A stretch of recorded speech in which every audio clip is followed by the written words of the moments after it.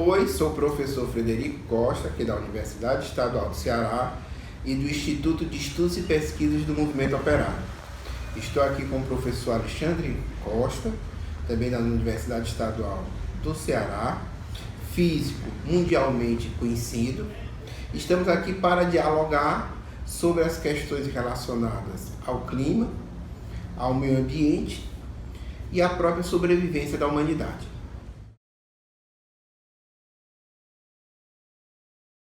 Primeiro gostaríamos de agradecer a participação do Alexandre. Nós nos conhecemos há um bom tempo, né? E sempre estivemos do mesmo lado e contra os mesmos inimigos, certo? E eu gostaria de iniciar a nossa conversa perguntando qual é a relação entre o clima, o meio ambiente e a atividade humana contemporânea. Tem alguma relação? Não tem? Bom, vamos lá. Na verdade, hoje os cientistas, especialmente o pessoal da área de ciências da Terra, caracteriza que a interferência humana sobre o ambiente, sobre o sistema Terra, é tão grande que chega a caracterizar uma nova época geológica, ou seja, a humanidade, e aí claro, não é toda a humanidade por igual, como a gente vai poder conversar, né? Mas a humanidade seria uma força geológica capaz de competir com os fluxos de matéria e energia do próprio sistema. E isso interfere em diversos aspectos, desde a composição química da atmosfera, e isso aí obviamente vai rebater justamente no clima, né? Hoje nós temos, por exemplo, quase 50% a mais de CO2 do que no período pré-industrial, a gente tem mais do dobro do metano do que no período pré-industrial e cerca de 30% a mais de óxido nitroso, que são os três principais gases de efeito estufa de vida longa, ou seja, que por serem quimicamente estáveis, uma vez jogados na atmosfera, lá se acumulam. E isso aí produz, obviamente, o que? A intensificação do efeito estufa. Então hoje, na realidade, o fator antrópico é o principal determinante das alterações climáticas no planeta. Além disso, a gente pode enumerar uma série de outros impactos, né, das ações humanas, especialmente a partir da Revolução Industrial, sobre o ambiente. Por exemplo, a contaminação química, radioativa, etc. Você encontra hoje no ambiente uma gama extremamente variada de substâncias, desde metais pesados, como chumbo e mercúrio, contaminando a cadeia alimentar. Você encontra antibióticos e hormônios alterando o comportamento de diversos organismos vivos, né? E você encontra como um contaminante e poluente universal o plástico, né? O plástico que, por exemplo, nos oceanos, hoje você já tem para cada 5 toneladas de peixe, 1 tonelada de plástico, com risco de até 2050 as duas curvas se encontrarem, né? Fora isso, do ponto de vista da movimentação de sedimentos, né, só a atividade de mineração ela já carreia 3 vezes mais sedimentos, ou seja, rocha, areia, do que todos os rios do planeta somados. Fora o desequilíbrio no ciclo biogeoquímico do nitrogênio e do fósforo, fora a acidificação oceânica, que tem também a ver com o excesso de CO2 na atmosfera. Muito CO2 na atmosfera, parte dele se dissolve no oceano o CO2 reage com a água, produz ácido carbônico, resultado, os oceanos hoje estão 30% mais ácidos do que no período pré-industrial. Então, de fato, hoje, a humanidade, e aí, para ser mais preciso, né, o sistema capitalista industrial, que basicamente produz uma quantidade enorme de bens de consumo para acumulação de riqueza, para isso demanda fluxos imensos de matéria e energia. Hoje, a humanidade, dentro desse contexto do capitalismo industrial, é definitivamente uma força geológica que compete com todas as outras do planeta Terra. Isso vai provocar enormes alterações climáticas, ambientais e na biosfera terrestre. Para a gente ter uma ideia, hoje, 96% da biomassa de mamíferos é domesticada. A cada 100 kg de mamíferos, 96 ou é ser humano, ou é pet, ou principalmente, a maioria, gado. E 70% da biomassa a água está em granjas. Então, de fato, hoje, né, o uso do termo antropoceno, alguns criticam, talvez dizendo que aí abrem o flanco para dizer que são todos os humanos por igual. Eu acho que não. Eu acho que não. Acho da mesma maneira que quando a gente diz mudanças climáticas antrópicas, e quando a gente vai explicar, a gente mostra que isso é desigual, né? Mas esse contexto todo acho que justifica muito bem a caracterização do que nós estamos vivendo hoje como uma nova época geológica chamada antropoceno, com a dominância da espécie humana. Alexandre, isso que você está afirmando tem fundamentação científica, e nós sou também cientista das ciências sociais, e a gente trava um combate com os negacionistas. Você tem no aspecto, vamos dizer, da física, da química, da biologia, você tem os que defendem que a Terra é plana, vocês têm os que questionam que houve evolução, né? O processo evolutivo, e você tem quem questiona que realmente existe essa pressão, né, da atividade humana, principalmente sobre a organização social do capitalismo agora, né? Principalmente tem vários argumentos esdrúxulos, mas eu vou citar dois que geralmente os caras ficam batendo. Um é essa questão da teoria, que é a questão do CO2, inclusive tem um cara que se diz cientista aqui no Brasil que defende isso, e outro que diz que é apenas um período, certo? É um período do próprio desenvolvimento da história do sistema da biosfera, e que isso é normal, que depois vai retornar. Que é cíclico. Né? Mudou antes. Exatamente. Mesmo contra, eu acho que isso é uma coisa interessante, mesmo contra, eu acho que desde a década de 80, né? Indícios e mais indícios, provas e mais provas, mas eles muitas vezes têm um espaço igual em debates. Né? Eu acho que isso é uma coisa central, porque quando você vê os grandes meios de comunicação, dá 1 hora para um cientista com fundamentação, e dá 1 hora, certo? Por, sei lá, por um troglodita, por, sei lá, pessoa que diz que a Terra, por exemplo, tive a notícia agora de um aluno que me enviou que o Fantástico abriu um espaço para dialogar sobre a questão da Terra ser plana. Quer dizer, então isso quer dizer, do ponto de vista da luta, né? Porque em última instância a luta é pela sobrevivência da humanidade, né? Então, como é que você vê essa luta do seio desigual que nós travamos? Deixa eu contar uma historinha antes, que aí acho que vai ficar muito nítido de onde é que vem o negacionismo climático, especificamente.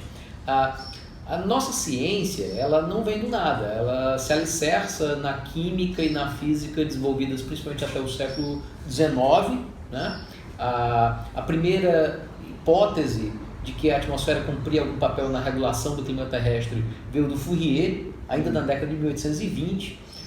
Mais tarde, na década de 1860, o Tyndall conseguiu isolar quimicamente os vários gases presentes na atmosfera terrestre, mostrou que alguns deles eram capazes de absorver e depois reemitir calor, como por exemplo o CO2 e o vapor d'água. E depois, com o desenvolvimento da física da radiação de corpo negro, que inclusive deu origem à física quântica, só, o Svante Arrhenius, em 1896, publica um artigo em que, fazendo todas as contas, aí com, né, basicamente lápis de papel, né, ele demonstra que uma eventual duplicação da concentração atmosférica de CO2 poderia levar a um aquecimento de 4 a 5 graus da superfície terrestre. Isso está muito perto do resultado que a gente obtém com os supercomputadores de hoje, que prevêem, na verdade, que duplicar o CO2 dá 3,5 graus de aquecimento. Eu comparo isso com o experimento do Eratóstenes, da Grécia, né, que com base numa estaca em Siena, outra em Alexandria, e com a carroça medindo a distância entre as duas cidades, não apenas mostrou que a Terra não é plana, né, como calculou a circunferência, né, e o raio do planeta. Então, basicamente, no final do século XIX, a gente já tinha os pressupostos físicos básicos por trás da mudança climática bem estabelecidos. O século XX foi basicamente um século de verificação disso aí. Em 1938, Guy Callender, analisando os dados das estações meteorológicas coletadas desde 1880, de novo, na mão, né? Não tinha Excel na época não, hein? Na mão. Ele demonstrou que já havia um aquecimento observável e que cerca de metade do aquecimento verificado em 1938 não poderia ser explicado com base em fatores naturais. Em 1958, se instalou a estação de medida de CO2 em Mao na Lua e se verificou que a concentração desse gás seguia crescendo continuamente ano após ano. Em 1968, isso já tinha entrado no radar das petroquímicas e o Instituto Americano de Petróleo encomendou a Stanford um relatório científico para saber qual era o estado da arte da ciência. O relatório Stanford foi muito nítido. Estamos conduzindo um experimento não controlado geofísico de escala planetária e isso tem risco. Degelo das calotas polares, elevação do nível do mar, etc, etc, etc. Não satisfeitos com isso, em 1978 a Exxon contrata um time de pesquisadores para dentro da companhia para pesquisar clima. E no mesmo ano, apresentando os resultados preliminares da pesquisa, James F. Black, pesquisador da Exxon, mostra nitidamente, com simulações, com dados de simulações, que a tendência, caso continuassem as emissões a crescer da maneira como cresciam, era exatamente de aumento do nível do mar em até vários metros ao final do século XXI, aquecimento da ordem de 2 graus já em meados do século XXI, com os polos aquecendo muito mais rapidamente que a média do planeta, portanto degelo significativo do Ártico e aumento de determinados eventos extremos. Isso era o que já era conhecido dentro da indústria petroquímica em 1978. Ora, com base nessa informação, importante, e o próprio James Black, o próprio cientista, recomendava que haveria uma janela de 5 a 10 anos para iniciar uma transição energética em escala global que abandonasse progressivamente o uso de combustíveis fósseis e mirasse em outras fontes de energia. Ou seja, a gente está num planeta em que as janelas se fecharam em 88, né, na melhor das hipóteses.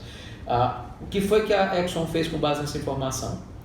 Deu um cala-boca no James F. Black, engavetou tudo e passou a montar, junto ao Instituto Americano de Petróleo e think tanks conservadores, uma estratégia para negar a ciência que basicamente copiava a estratégia da indústria do tabaco usada décadas antes, que era basicamente o quê? Recrutava meia dúzia de... A gente pode usar palavrão? Pode, sim. Canalha, pilantra, patife, etc. Qualquer coisa desse. Pois é. Ele era o recrutamento de uma meia dúzia de indivíduos, né, no meio acadêmico dispostos a vender a alma, algumas figuras-chave dentro da imprensa, para obviamente replicar isso daí, e com orçamento vasto, inclusive, para financiar essas ações. Qual o objetivo? Semear a dúvida. Inclusive, eu recomendo um documentário que está disponível no Vimeo, que é o Mercadores da Dúvida. Mercadores da Dúvida. Né? A ideia sempre foi essa. E aí, portanto, primeira coisa que a gente tem que dizer, o negacionismo ele é produto de laboratório da indústria petroquímica. Ele é uma grande farsa montada para defender interesses econômicos escusos. Não há dois lados legítimos nessa história. Não há. E não existe debate. Né? A mudança climática é um fato, as causas são antrópicas, sem nenhuma sombra de dúvidas. Aliás, quando as pessoas me perguntam, Alexandre, qual a porcentagem da contribuição humana para o aquecimento global? Eu digo, gente, é 110%. Detalhe, não é retórica, é fato, porque na verdade, por fatores naturais, o planeta teria sofrido nas últimas décadas um pequeno resfriamento, da ordem de 1/10 de grau. Como na verdade os fatores antrópicos não apenas anulam esse pequeno, né, efeito de resfriamento que os fatores naturais teriam, como ultrapassa isso e nos coloca mais de 1 grau acima do período pré-industrial, na verdade não é 100%, é 110%. Então, todas essas falácias, de que o CO2 é o gás da vida, ou que o CO2 não controla o clima, ou que o clima já mudou antes, ou que isso é cíclico, Se a gente ou que assim, a causa desse aquecimento aí é o Sol, então são os vulcões. Se a gente olhar do ponto de vista científico, inclusive, nenhuma dessas afirmações é compatível com a outra.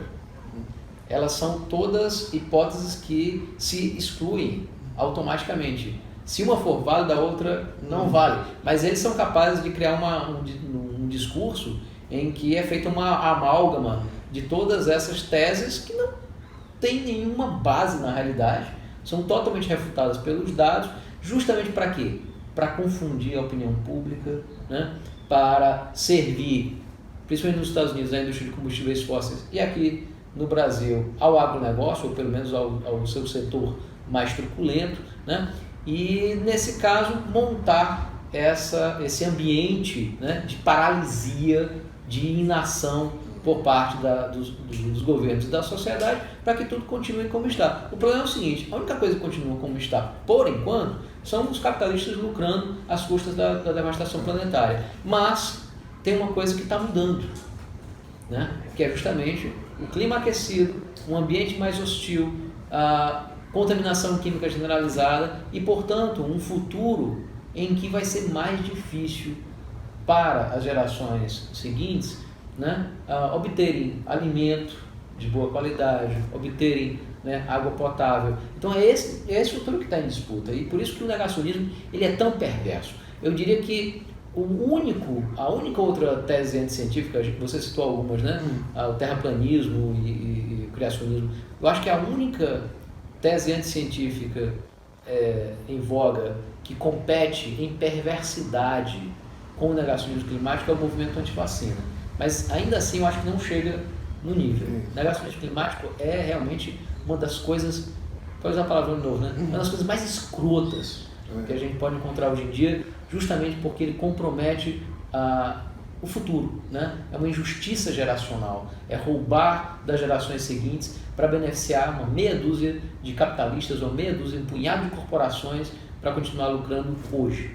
Agora, Alexandre, tem uma coisa interessante, que diante de todas essas modificações negativas que atingem, né, tanto os mais jovens, como os setores da agricultura, comunidades indígenas, comunidades litorâneas, há não só um aumento da conscientização, como também uma mobilização. E eu acho uma coisa muito interessante, eu acho que na nossa geração a gente sempre defendeu que era a questão do internacionalismo.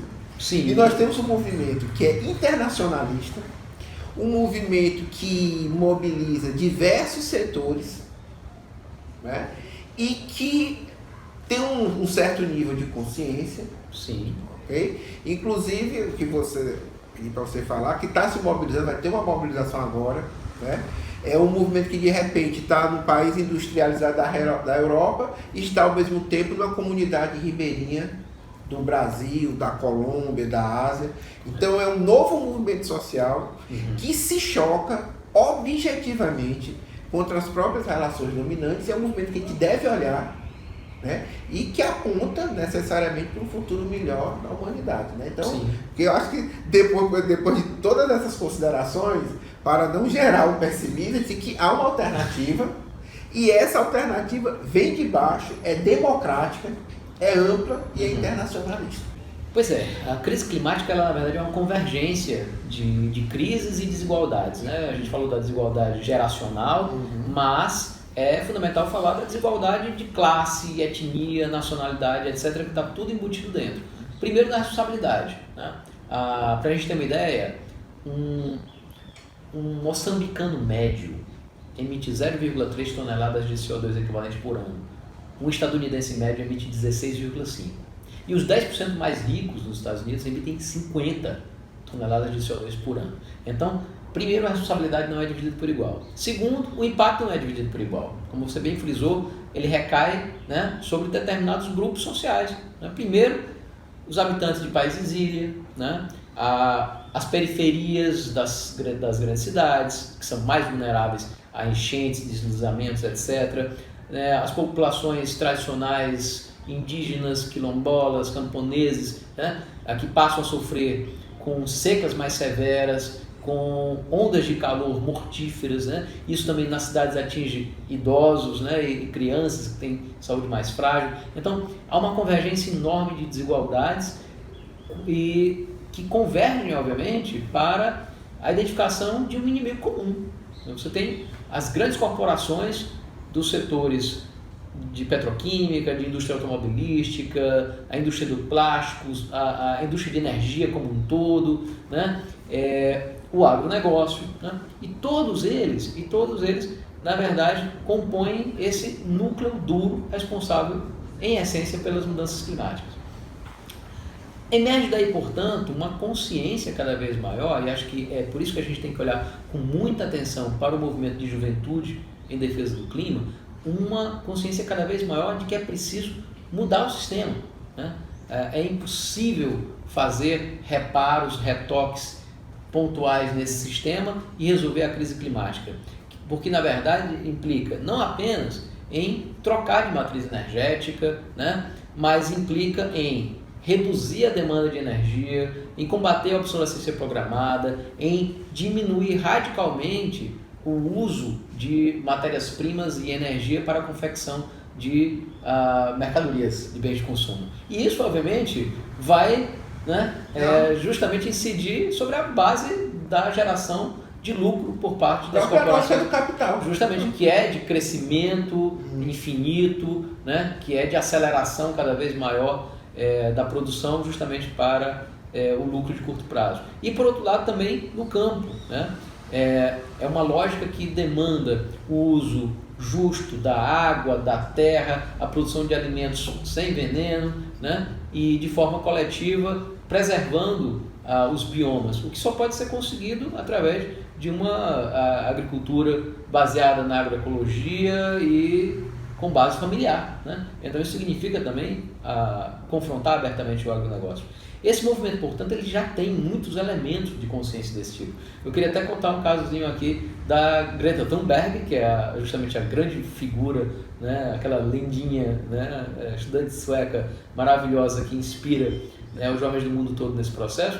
Ela contou uma história sobre a fala dela em reunião da ONU no ano passado. Ela prepara os discursos por escrito para ler quando se trata de uma ocasião mais formal e, segundo consta, os pais nunca disseram nada sobre o conteúdo, apenas no máximo propuseram alguma revisão aqui e acolá. E a exceção foi quando ela fez o discurso para a Assembleia da ONU passada, em que ela colocou, num dado momento, um trecho que era: não dá para jogar pelas regras desse sistema, é preciso mudar de sistema, né? E aí o pai dela disse: olha, mas não dá para você dizer isso não, isso é muito radical.